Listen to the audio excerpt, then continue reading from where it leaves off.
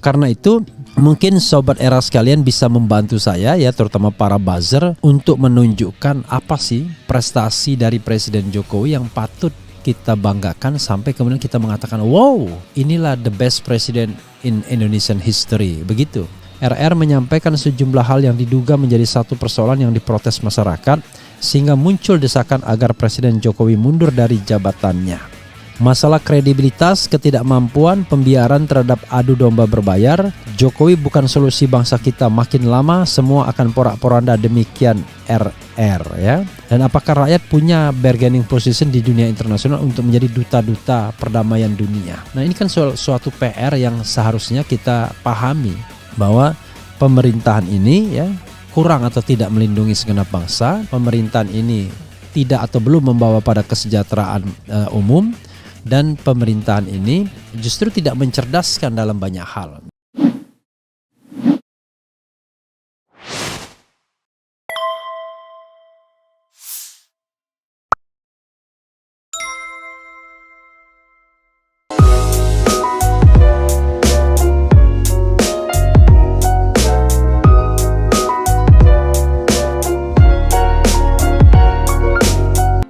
Assalamualaikum warahmatullahi wabarakatuh. Sobat RH sekalian, jumpa lagi kita di channel yang keren ini. Keren cadas. Di sini ada kopi. Keren cadas ya. Ya, sobat RH sekalian, ini menarik ya untuk kita diskusikan. Saya terus terang selalu merenung ya. Ketika mengkritik Presiden Jokowi itu, saya selalu berpikir apakah kritikan saya itu objektif atau tidak ya. Apakah Presiden Jokowi is part of solution bagi bangsa ini? Apakah sesungguhnya tidak berlebihan mengkritik seorang presiden misalnya? Tetapi still he is the president bagi kita semua. Dia sangat mempengaruhi hidup kita. Dia berpengaruh pada jalannya bangsa ini ke depan ya. Apakah bangsa ini akan menjadi bangsa yang sukses atau menjadi bangsa yang pariah? Bangsa peminta-minta ya. Minta-minta investasi di luar, apakah menjadi bangsa yang bermartabat sesuai dengan Trisakti, yaitu mandiri secara ekonomi, berdaulat secara politik, mandiri secara ekonomi, dan berkepribadian dalam kebudayaan. Jadi slogan itu ada, tetapi tampaknya tidak menjelma di dalam politik Jokowi sehari-hari. Justru yang tampak adalah kita bangsa yang terlihat lemah, peminta-minta investasi asing, terlalu tunduk kepada kepentingan asing, ya, bargaining posisinya lemah. Yang penting investasi mau masuk, segala diberikan kepada investor tersebut, termasuk misalnya lahan ya, hak guna lahan sampai 160 tahun misalnya, atau misalnya bebas ekspor, pajak ekspor sampai 30 tahun misalnya, atau boyongan pegawai kasarnya untuk membangun sebuah proyek misalnya, dan banyak lagi. Nah, karena itu mungkin sobat era sekalian bisa membantu saya ya, terutama para buzzer, untuk menunjukkan apa sih prestasi dari Presiden Jokowi yang patut kita banggakan sampai kemudian kita mengatakan wow, inilah the best president in Indonesian history, begitu. Karena kalau tidak ada ya jangan salahkan kemudian kalau orang mengkritik dan memintanya mundur, tentu dengan jalan yang konstitusional ya, constitutional way, bukan jalan yang katakanlah inkonstitusional, misalnya seperti makar dan lain sebagainya. Coba kita bacakan ya, ini ada pendapat dari Rizal Ramli di Republik Merdeka. Demo turunkan presiden, RR Jokowi memang bukan solusi bangsa kita. Itu pernyataan dari Rizal Ramli yang mengatakan ya Jokowi memang bukan solusi bangsa kita. Oke, coba kita lihat ya. Coba kita lihat dan kemudian kita bacakan. Desakan agar Presiden Jokowi mundur dari jabatannya sebagaimana disampaikan demonstran Gerakan Nasional Pembela Rakyat saat menggelar aksi 4/11 yang lalu dinilai wajar. Menurut mantan Menteri Ekonomi, Keuangan dan Industri Equin Rizal Ramli, desakan agar Presiden Jokowi mundur murni karena alasan kinerja, bukan sekadar isu identitas. Iya, menarik, GNPR fokus minta Jokowi mundur bukan hanya terkait dengan isu-isu agama, ujar RR kepada kantor berita politik RMOL. Di pandangan Begawan Ekonom ini, desakan GNPR juga termasuk sebagai gambaran terkini atas ketidakpuasan rakyat terhadap jalannya pemerintahan Presiden Jokowi. Karena hari ini Jokowi menjadi masalah besar bangsa, tuturnya. Lebih dari lanjut ya, RR menyampaikan sejumlah hal yang diduga menjadi satu persoalan yang diprotes masyarakat sehingga muncul desakan agar Presiden Jokowi mundur dari jabatannya. Masalah kredibilitas, ketidakmampuan, pembiaran terhadap adu domba berbayar, Jokowi bukan solusi bangsa kita, makin lama semua akan porak-poranda, demikian RR ya. Jadi ada masalah kredibilitas, ketidakmampuan, pembiaran terhadap adu domba berbayar dan lain sebagainya. Jadi sobat era sekalian ya, kalau kita lihat alasan dari GNPR kemarin ya pada tanggal 4/11 itu yang dipersoalkan antara lain adalah misalnya dugaan ijazah palsu yang tidak terklarifikasi hingga saat ini. Yang ada adalah klaim-klaim saja, tetapi kita tidak pernah melihat ijazah aslinya yang tidak fotokopi. Itu satu. Ada memang pernyataan dari ketua KPU baru-baru ini yang mengatakan bahwa dia sudah jadi anggota KPU dan lain sebagainya. Tetapi yang jelas, yang ceto welo-welo, kita belum pernah melihat ijazah aslinya diperlihatkan ke publik. Itu satu.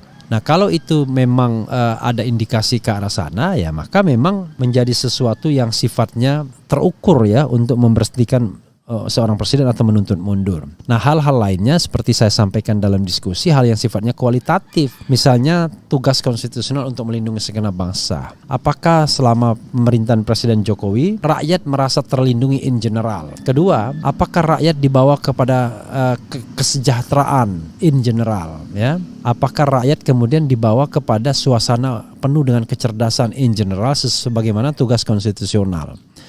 Dan apakah rakyat punya bargaining position di dunia internasional untuk menjadi duta-duta perdamaian dunia? Nah ini kan suatu PR yang seharusnya kita pahami bahwa pemerintahan ini ya kurang atau tidak melindungi segenap bangsa. Pemerintahan ini tidak atau belum membawa pada kesejahteraan umum.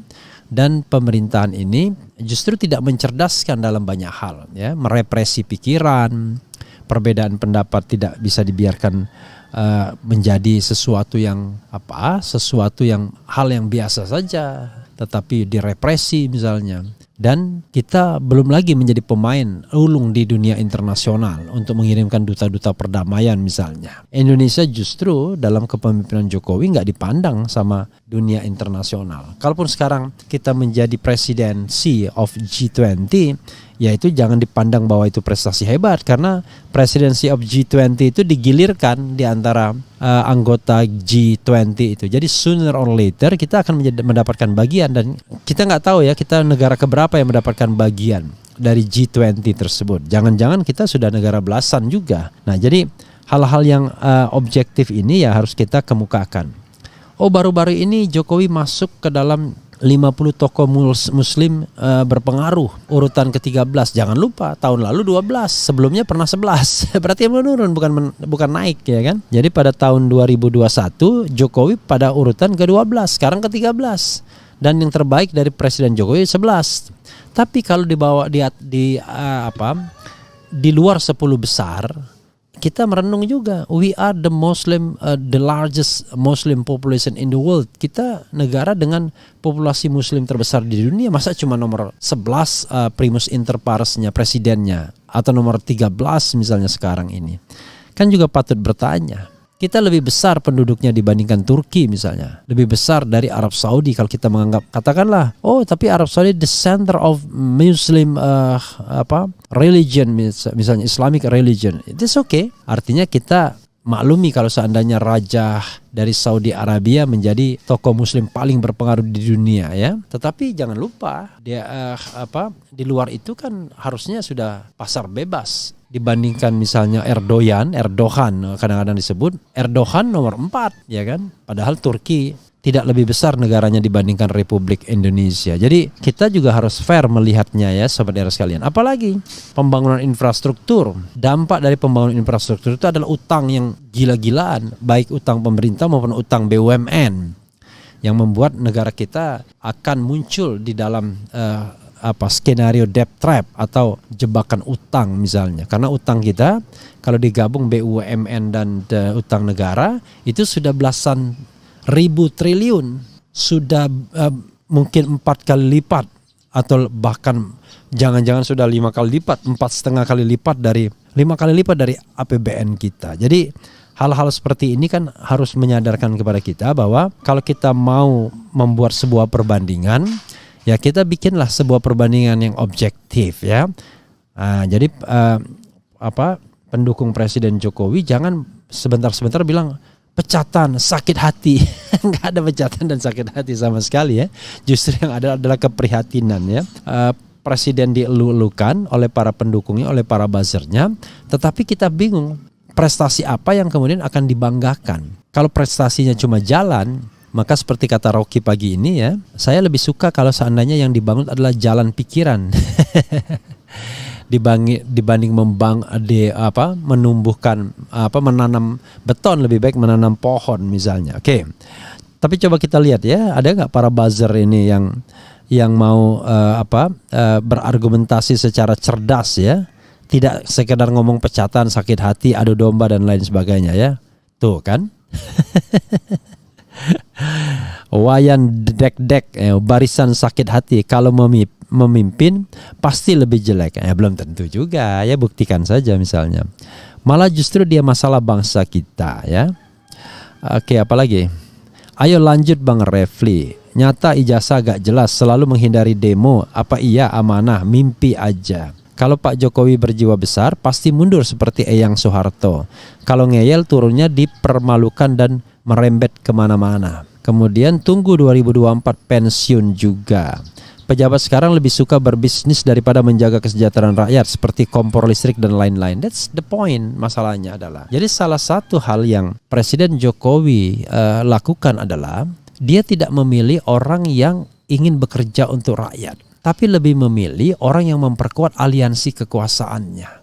Sehingga yang dipilih orang-orang yang cenderung memperkuat kekuatan politiknya ketimbang orang tersebut misalnya dianggap jujur, amanah untuk menjalankan fungsi-fungsi tertentu, terutama di bidang perekonomian. Coba bayangkan, pos-pos ekonomi itu justru diisi oleh partai politik. Ini yang menurut saya agak aneh ya kan. Tapi mungkin itu bargaining position dari partai politik. Menko perekonomiannya orang ketua umum partai politik, sekarang menteri perdagangannya juga iya ya. Yang ditaruh orang profesional cuma dulu Menteri Bappenas Soeharto Mono Arfa. Coba bayangkan bagaimana kita mau membangun sebuah tim ekonomi yang kompak kalau tim ekonominya justru orang-orang partai politik. Padahal orang-orang partai politik itu memiliki agenda sendiri biasanya, kan begitu. Hanya Menteri Keuangan saja yang dibiarkan menjadi seorang profesional. Karena itu Menteri Keuangannya pusingnya minta ampun Sri Mulyani ya, sampai kehilangan katakanlah citra baik sebagai seorang profesional ketika menjadi Menteri Keuangan era pemerintahan Jokowi ini. Jadi kalau dulu orang kagum dengan Sri Mulyani, sekarang menjadi bulan-bulanan justru. Karena kerjanya bukan lagi sebagai teknokratik yang punya hati nurani dan profesionalisme terkesan, tetapi hanya melakukan legitimasi terhadap praktik-praktek dalam tanda kutip barangkali praktek-praktek brutal ya keuangan negara. Jadi dia hanya bagaimana mencari jalan dan legitimasi saja. Oke. Yang bela JKW, lihat deh komennya, cari masalah kan, itu gambaran gamblang, jelas banget memang dia bagian dari masalah ya. Oke. Kemudian Bapak Presiden, anak wali kota ini bukan lagi Orba, hapus KKN. Apa lagi ini ya? Bukan barisan sakit hati, tapi barisan yang sangat prihatin dengan kondisi saat ini, melihat realita dengan akal sehat ya. Lanjut Bang Refli, jangan berhenti, jangan sampai saya pintar membedakan manusia-manusia jahat dan jujur. Janji akan lebih membangun manusia daripada infrastruktur di paruh kedua. Realisasinya bangun IKN. That's the point. Kita ingat betul ya bahwa tema kampanye Presiden Jokowi pada era kedua ini adalah membangun sumber daya manusia. Tetapi kan kita tidak melihat, sama seperti misalnya revolusi mental. Nggak kita lihat apa revolusi mental itu, apa realisasi dari revolusi mental, apa ukurannya, itu berhasil atau tidak. Pada periode kedua hilang itu revolusi mental. Kemudian pada periode kedua, pada saatnya kita memprioritaskan pembangunan sumber daya manusia. Nggak lihat kita. Justru pendidikan kembang-kembis dan dana untuk infrastruktur lagi, untuk IKN, untuk proyek Mangkrak, untuk kereta cepat Bandung-Jakarta dan lain sebagainya. Oke. Berdosa kita jika tidak berjuang memundurkan Jokowi karena Jokowi adalah korosi bangsa ini. Enggak juga ya. Jangan sampai begitu, saya tidak mau ya membawa soal-soal dosa untuk sebuah untuk sebuah katakanlah hal yang masih disputable.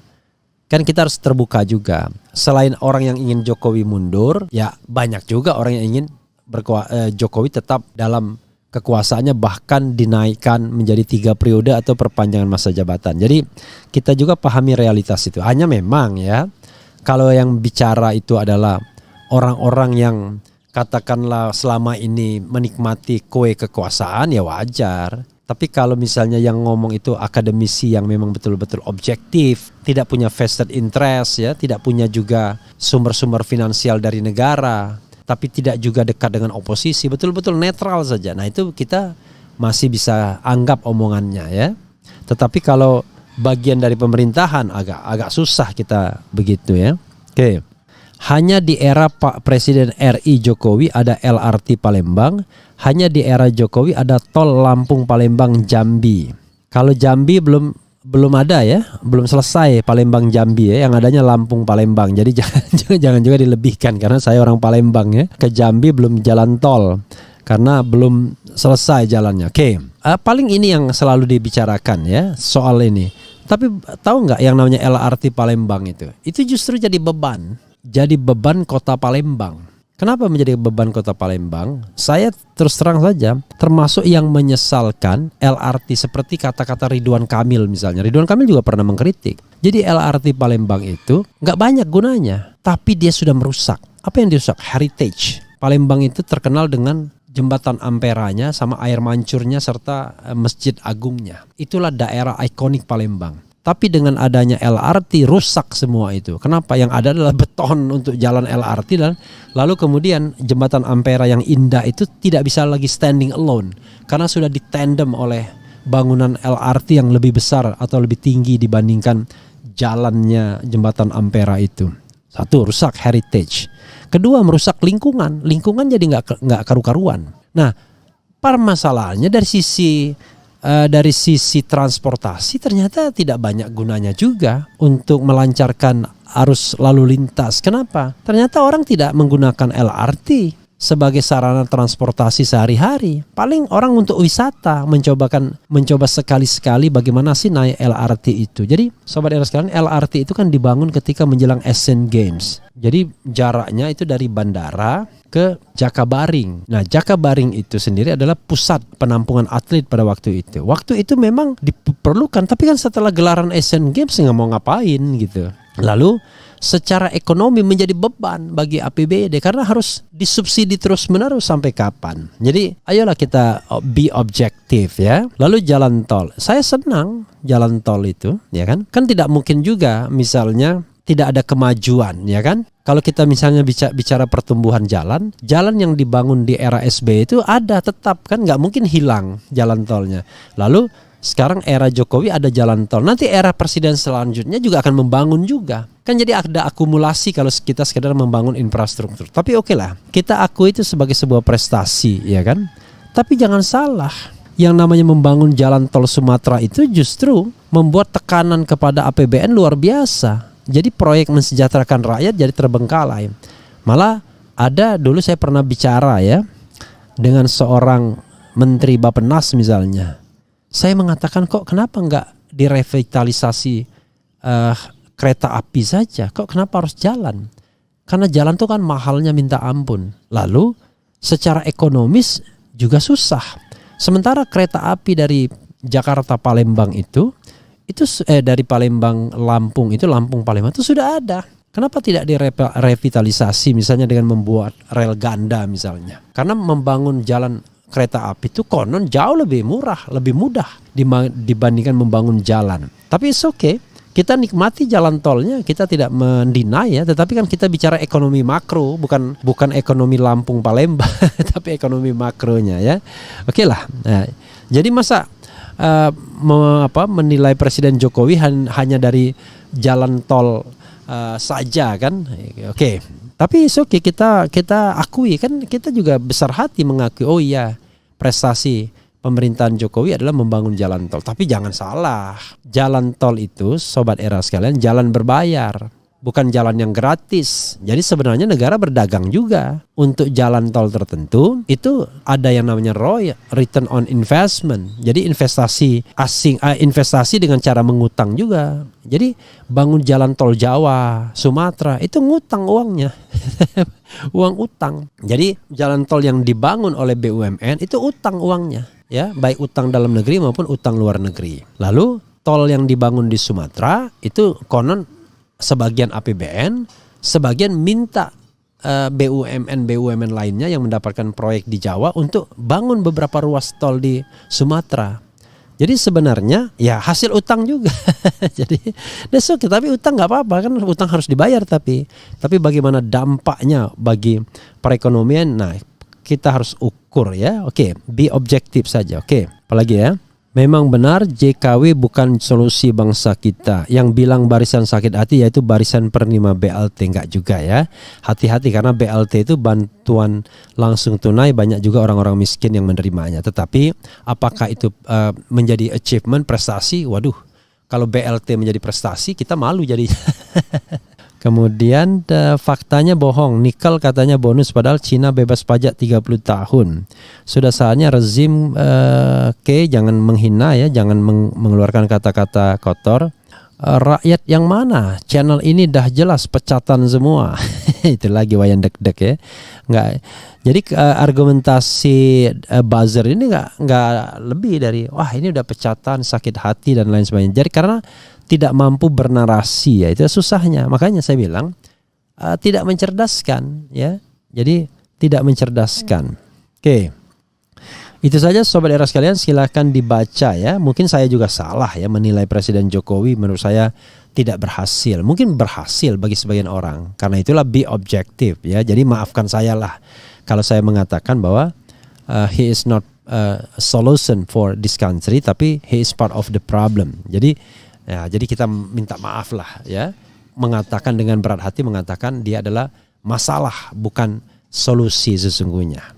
Dan itu adalah opini ya, opini tidak boleh direpresi, dan opini ini adalah opini saya tentunya, dan saya tidak berpretensi opini ini kemudian menjadi opini umum. Tapi kalau you ask me about the leadership of Jokowi, nah maka jawaban saya ya seperti itu, ya kan? Saya malah bingung apa yang harus saya kemukakan untuk mengatakan bahwa pemerintahan ini berhasil.